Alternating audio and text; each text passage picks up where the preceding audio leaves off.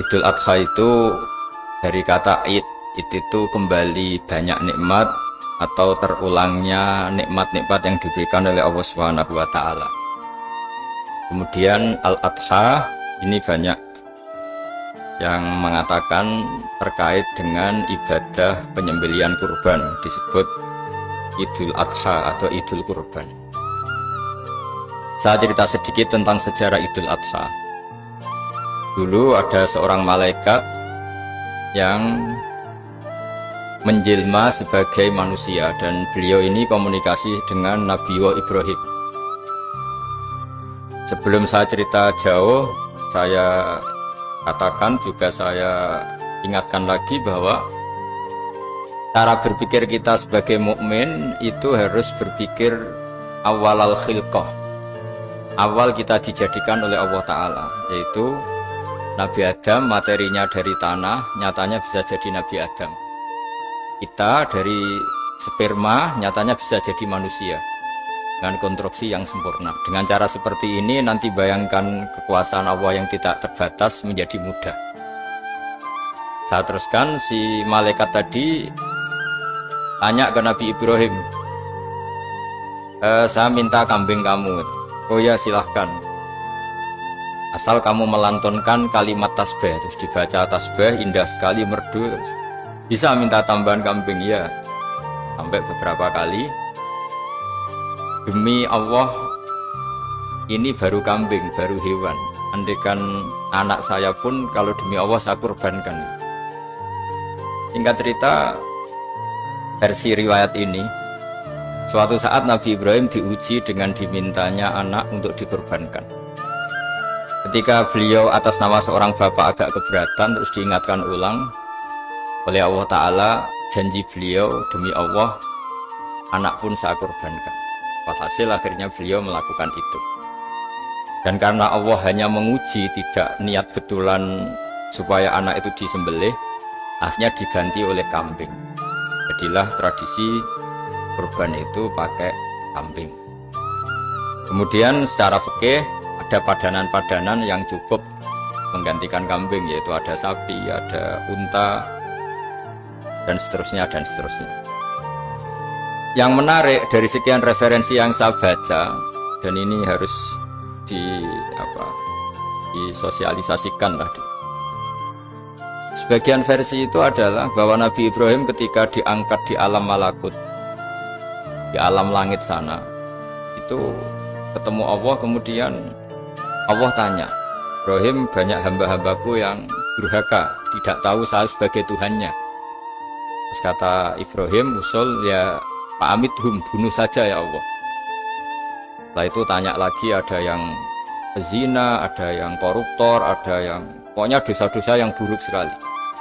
Dan di semua itu Nabi Ibrahim usul, mereka hidup di bumi engkau ya Allah, makan rezekimu ya Allah, maka mereka nggak sopan sekali, nggak ngerti engkau. Terus singkat cerita minta itu diadab, siksa.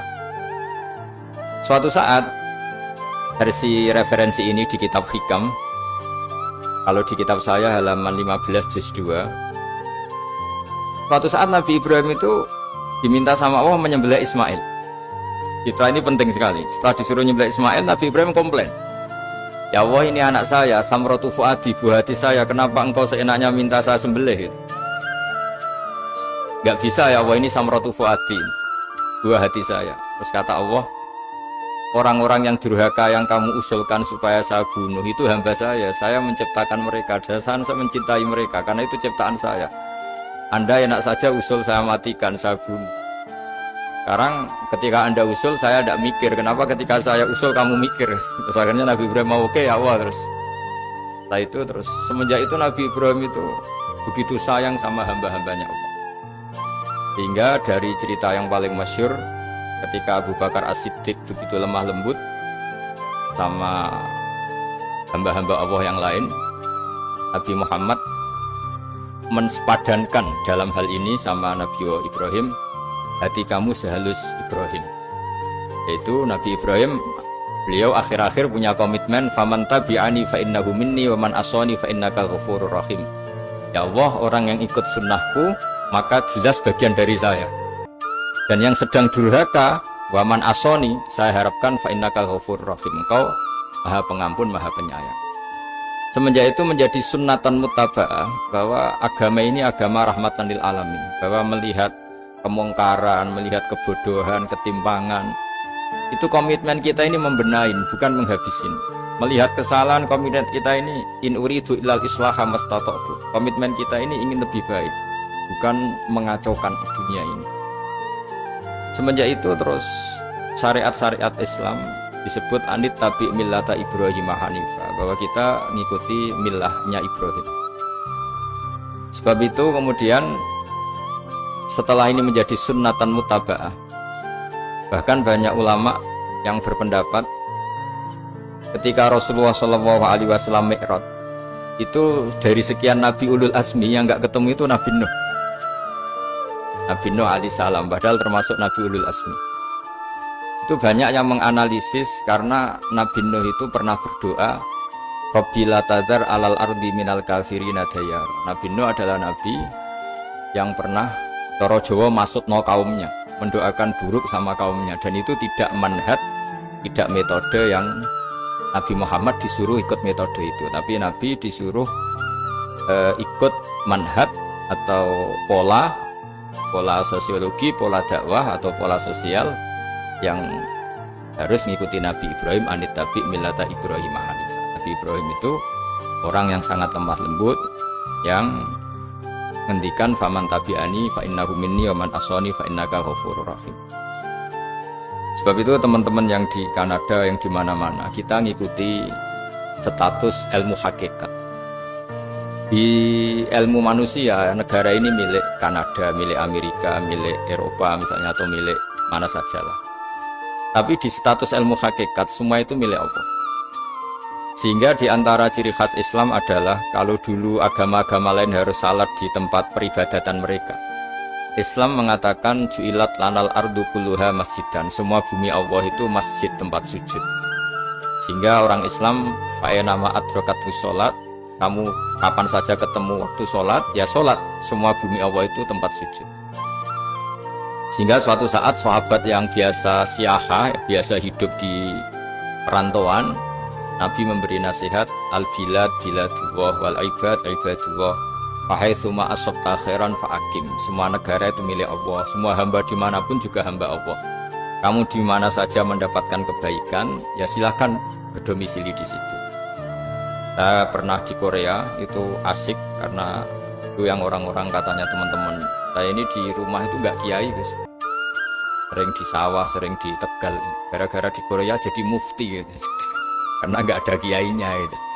Jadi orang-orang yang nggak jadi kiai di Jawa, mungkin kalau di luar Jawa atau di luar Indonesia malah jadi kiai gitu. Artinya gini, pentingnya jadi kiai bukan menjadi gagah, itu enggak, tapi begini. Dulu bawaannya rakyat itu kan kalau ke masjid komplain, ada masjid bocor, kayak ada keran yang kurang baik. Kalau sudah jadi kiai itu tahu rasanya. Betapa nata masjid itu susah, ngelola masjid itu susah, nyari imam itu juga susah, melanggengkan jamaah juga susah. Jadi pentingnya jadi kiai itu bukan gagah-gagahan jadi imam, tapi bertanggung jawab atas proses yang berjalan. Jika dulu diantara nasihat bapak saya, bapak itu termasuk orang yang nggak suka sama orang tawadhu, orang yang sopan. Dulu saya juga iskal itu janggal. Kata bapak, wong tawadhu itu apik, orang sopan itu baik. Tapi biasanya itu cara orang menghindari tanggung jawab. Disuruh jadi kiai nggak mau, tapi kalau ada kiai salah komplain itu. Disuruh jadi menteri nggak mau, kalau ada menteri salah komplain itu.